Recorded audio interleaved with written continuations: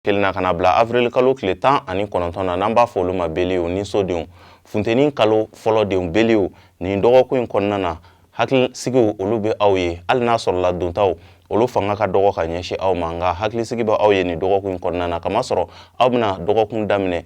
ni dusu ye cogoya min na aw bɛna dɔgɔkun daminɛ ni cɛsiri ye cogoya min na dɔgɔkun laban tɛna kɛ ten cogo la kamasɔrɔ aw b'a fɛ aw ka laɲiniw ka sabati ka bɛn ni dɔgɔkun laban ye cogoya min na dɔgɔkun laban na aw ka laɲiniw tɛna se ka sabati ten nka wulikajɔ ale ni cɛsiri mun ni aw y'a kɛ dɔgɔkun kɔnɔna na aw bɛ se ka aw jigi da o jaabiw kan wagati wɛrɛ nataw kɔnɔna na kalo bɛna sigi aw ka so kɔnɔ tɛnɛndon n'o bɛ bɛn mɛ kalo tile 6 ma o de bɛna a yira k'a fɔ